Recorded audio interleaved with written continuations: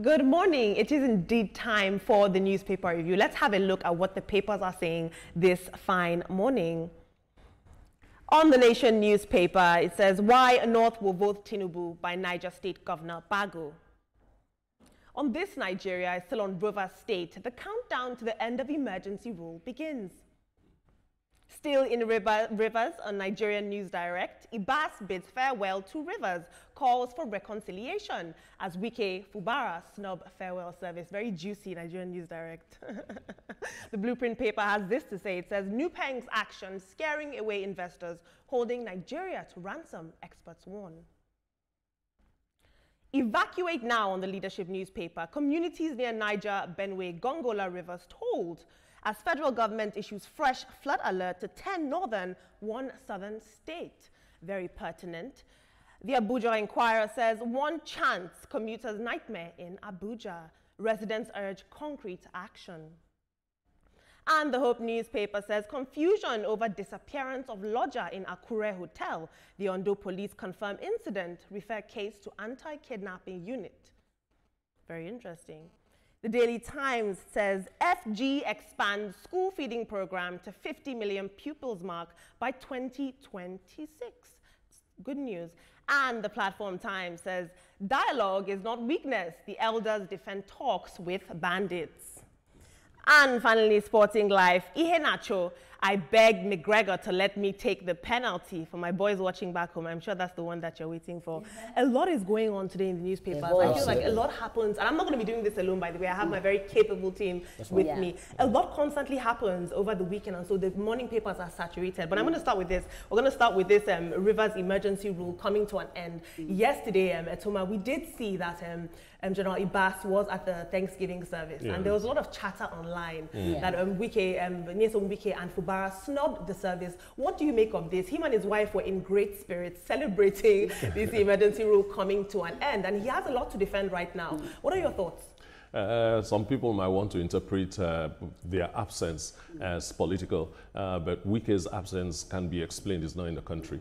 And Fubara, maybe it's political, that's why he's not there. But you see, when the whole drama revolved around those two, people will expect that anything that has to do with the end of the emergency rule, they will be very, very present and, very active.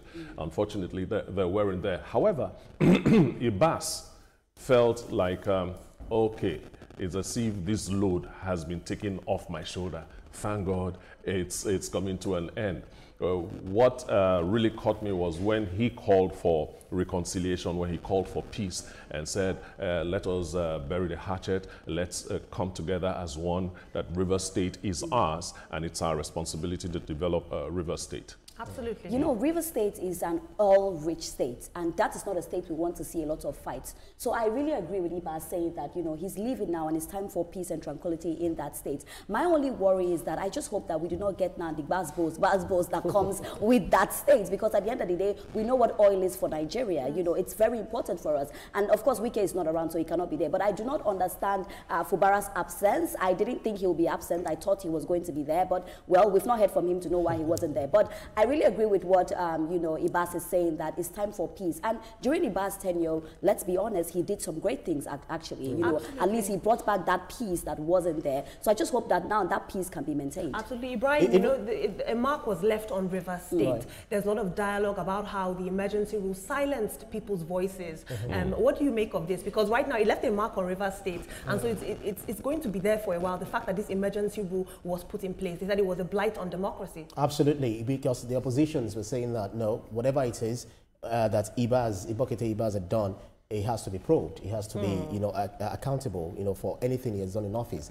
I understand that, there were some people who were trying to push that he spent 3 more months, because of the project he has started, so that he'll be able to finish it. But I understand that the president didn't, sanction it, and then even Wike said no, nothing like that. That Fubara has to return on September the 18th. So he's gearing up. So one thing is, no matter how difficult, no matter how, from what prism we try to look at it from, it is the fact that there was, stability had been, stability actually had been restored to Rivers State, because at the time it was as though everything was just going to destroy. Everything was just coming down. The destruction of the assembly complex, the destruction of this and that, the killing of this and that. Chaos. It was chaos. Yes, it was. So it's good that we've had semblance of tranquility and serenity in Rivers State, and we want that to continue when Fubara comes in. So my challenge is, when Fubara comes in, is it going to be another serenade? But let me tell you something. Let me say something. You know, in the fact that we all thought that Fubara was not going to come back. So I even like the fact that we are seeing that Fubara is coming back, because I remember there was a lot of arguments on social media. Oh, he's not going to come back. This is going to happen. That is going to happen. But we're saying that, okay, your 6 months, it shows that there are rules, and those rules are being followed. Oh, your 6 months, you've elapsed it, he's coming back. I just hope that when he comes back now, we get that peace. For me, all I'm standing through is that peace in Port Harcourt. And that piece is what I would like to comment a little bit about. You said, and you said it earlier on, that quite a number of people said voices were silenced, so to say. Yes, those voices were silent. It's going to be a little bit funny when Fubara finally comes in, because those silent voices will come out again. I just hope that Fubara has learnt his lessons, and when those voices come out, he will have quick solutions to silence them again, this time in a democratic way. And the elders of Rivers State needs to be very, united, because at the time, they also didn't play a very good role at the time. Indeed. And I hope that we all have reason to do Thanksgiving the way maybe. But moving on now to the Blueprint newspaper, it says Dangote Refinery, Nupeng's action scaring away investors, holding Nigeria to ransom. Once again, my thing is this stance that Nupeng is taking, team, it's going to cost everyday Nigerians. If fuel is halted, if there's a disruption, the people that bear the brunt are everyday Nigerians. That is my problem with such hardline stances such as these. Ibrahim, I know that you follow this closely and you're a commercial guy. Can you explain to us a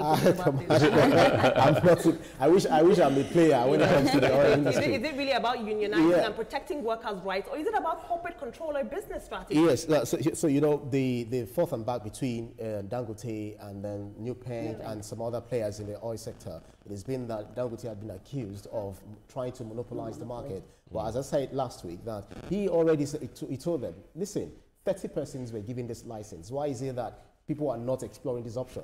I've decided to utilize my own license to the benefit of the majority, according to him. So why are you shouting? And I'm also bringing in 4,000 vehicles, trucks to distribute, CNG bus, powered bus, petroleum to different filling stations. So I'm just doing my business. So why is it that you are holding me by the jugular? Because you guys, Nupeng and the rest, have been holding Nigeria monopolistically, so to speak. So now that I'm coming to break the monopoly, you're accusing me of being absolutely. monopolistic. And in terms of Dangote, it's very Dangote Industries. It's very interesting to see that they are going back and forth with these corporations, because we've seen in the news recent time what has been trending has been the Dangote trucks, involved in some accidents. They have a lot of corporate backlash right now. Should they be focusing on this? On Third Mainland Bridge over the weekend, there was a hold up because hundreds of Dangote trucks had blocked the Third Mainland Bridge. So they have a lot of fish to fry. Should this be their focus right now, business strategy? Yeah, no matter what public relations nightmare they are going through, business must continue. I would like to advise Nupeng that the times are changing, so try and change with the times. That's right. Taking such a hard line on this issue, at the end of the day, will be counterproductive, and it will, not might, affect their popularity and acceptance by Nigerians. Yeah, but we talk about times changing and we see times changing, but it's also seeming like one person is trying to bend the rules. It's in the rule that everybody joins the union. You are coming to say that you do not want them to join the union. So of course, people will talk. My only fear and worry in this whole issue is that as people are talking and this is happening, it's giving us a bad rep outside. Because I tell you, even from Ghana, people are forwarding that story to me, what is happening to your oil sector. So I just hope that Nupeng and Dangote Refinery can come to an agreement, because at the end of the day, what they're doing is not just about the argument between themselves, it's affecting Nigerians, it's affecting the reputation of Nigerians as well. Very quickly, I would like to see Dangote respond, to the allegations that people that are receiving oil from Dangote in Lomé or some other suburbs, Dangote is selling it to them 65 naira lower than selling it to the Nigerian marketers.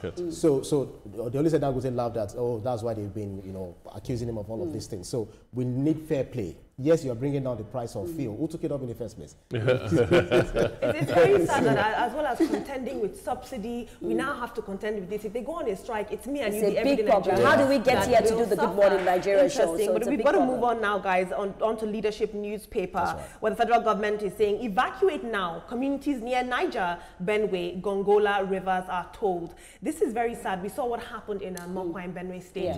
Absolutely devastating. So it's good to see a preemptive measure being taken. You know, the weather reports are saying there's going to be a flood. But my question is, are they going to put structures and shelter in place for these people? It's one thing to give them a prediction and say evacuate. What sort of measures are going to be in place? Because what's it called? The northern states, big population. How do you move all these people and make sure that they are safe and their welfare is taken care of? It's not enough to just give this warning. Ria, what do you make of this? For me, when I saw that headline, first question I asked is, where are they going?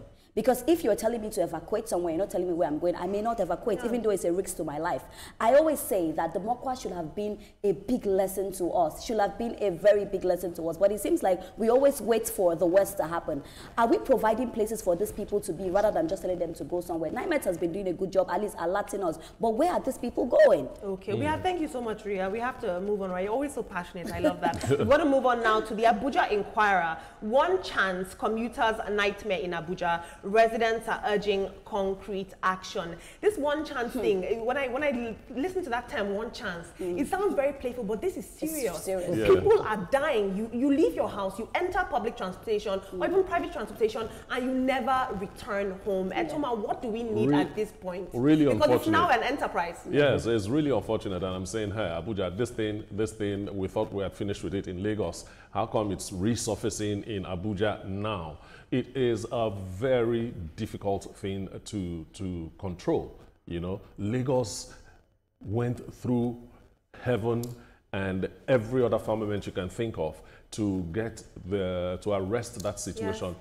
Yes. It's so funny that you go out in the morning and you do not come back because somebody wants to make monies from you. What they do now is that they'll take you to an ATM machine. You have to withdraw everything. And in some cases, after you've given them your money, they still will hit you. What I want to say to this is that Wike is doing a great job, infrastructures, road and everything in Abuja, but I think he needs to look into security because security is very important. You cannot build a great country when the security is really shaking. So I'm really hoping that he looks into that. One child is not a joke. I've heard about family friends tell me that, oh, my brother goes out and doesn't come back. And it's very permanent in Abuja. It's happening a lot in Abuja. Absolutely. It's really scary. Absolutely. Thank you so much for your input. We have to go to the Nation newspaper now. Very important. Why North will vote Tinubu by Niger State Governor Bago. President has performed to expectations, according to Governor Bago, and the power should remain in the South till 2031. Governor Bago is a very, very vocal man. He's constantly making headlines. This is an article that he put into the Nation. So it's interesting to see a lot of people, on one hand, they might argue cycle fancy. Right. On the other hand, they might say that, he is supporting the president and his policies. Brian, what do you make of this? Yes, so we need to query, who is the governor speaking? Is he actually delivering on his own mandate? Absolutely. And the answer is yes, because this is a governor who has brought in 2,000 tractors into Niger State before the wet season. Now we're in the wet season. So much so that it's been distributed to the farmers to tilt the land. Beyond agriculture, is also enhancing the education sector, the health sector. So he's constantly, as you said, constantly. I believe he even recently came out and said that there's going to be a train line between Mina and Abuja, that you can work in Mina and work in Abuja at the same time and be commuting with ease. Yeah, and he also pruned down his, what's it called, his cabinet. Even his cabinet, the cabinet members were smiling, were laughing because they only said he's not sacking them. It's not a question of their ability. It's only trying to ensure that governance, performs. So this is a governor who is advocating for the president, because why? So if you see a governor that's performing and advocating for the president, then you know that there is a sync. You know that they are doing things that are working for the government. Because if you look at the federal government's reforms, all of the things they are bringing onto the table, you see that they are beginning to work. The economy is stabilized. Absolutely. And all of that. So saying that power should remain in the South 2031, that's the political arrangement. Absolutely. That's one. Yeah. And then the other thing there is that we are seeing a governor that is actually showing working. So what exactly are we talking about? I would listen to that kind of governor. And I feel like sometimes we do not highlight the great works that are being done in the North. We talk about other places, but we do not talk about the North. When we talk about housing, we talk about urban renewal, we talk about roads and highway, Abuja, Kaduna, like dual carriage highway. There are a lot. We can go on and on about it. I feel most times we don't highlight that. And as journalists, that's what we should do. We should not always speak about one place and make people feel like, oh, nothing is happening in the other place. I agree with you with what you said, that he's doing a great job, so I would listen to him. If he's doing that for the people, you know, of his state, and he's saying that, okay, let's support this person, then I totally agree with him. At Thomas, there's the age-old argument of when you're in power, you support those in power. Power is power. What do you make of this? You know what I mean? And should Governor Bago come out and openly endorse in this way, or should he let the policies and the people speak for themselves? Actually, Governor Bago just spoke the mind of a lot of Northerners. Yes. If you check the track record, when there was a time where they argued that, look, we're not having enough dividends of democracy, and then the scorecard came up, and we now realize that so much money has been spent in the North and so on. Yeah. The guys are happy, so definitely they will vote. They will vote. Absolutely. Thank you so much for your input. We've got to move on to sporting life now. Back with a bang. Iheanacho, I begged McGregor to let me take the penalty. Nigerian Nets late winner on Celtic debut. He hopes to score more goals. What I wanted to see on Sporting Life, if I'm being honest, is the Athletics Federation of Nigeria and their war of words with Dayo Amusa. What's her name? Please help me out here. Yeah. With Toby Amusa. I wanted to see that as a headline, because that is what people are talking about. That's what is important. Nigerians are focusing on the fact that the athletic kids delivered to Toby Amusa and her team were not up to par, and that is what I wanted them talking about, not football and Iheanacho scoring more goals. But you have to talk about it. Football is the I'm king. not seeing Toby Amusa once on this headline. It makes me wonder This is the mainstay. who's running Sporting Life. Right, this is the mainstay for a whole lot of people. You know, there are people who love boxing. Somebody like me, I prefer wrestling, even though I stopped watching it, you know, a long time ago. But I love anything that has to do with adventure, stunts, and all of that. Some people like football because even though some of us would say it's just like, how do you see mature people running after a round thing on the pitch up and down? But this is something, it's $1 billion industry, and it's making a whole lot of money. So what Iheanacho and a host of others, you know, from Nigeria are doing outside of the country, it's so amazing. Absolutely. But I'm worried about how we now perform locally. I'm still on Sporting Life. Yeah. Sorry, Ibrahim. It says Buruk wants Osimhen to play through pain barrier. Osimhen is our star boy. For them to be saying that he has an injury and they want to push him past his pain barrier, it's a trend that we're seeing a lot with African athletes who are forced to perform beyond measure, past our physical limits. What do you make of this? It's not even about the money. It's not even about the money. It's Football business. is business. Well, what I want to speak about business of the body. in Sporting Life, what I wanted them to talk about is the fact that our players are doing great, but they're not doing great back home. And let's be honest, you know, our the Super Eagles are not doing great back home. They play really well outside, but when we come here, they don't do well. So if there's anything Sporting Life, the next headline tomorrow should be that, so that we can dissect it. We need more from our players, our Nigerian players in Nigeria. Olamide, go and publish your own sports. I can.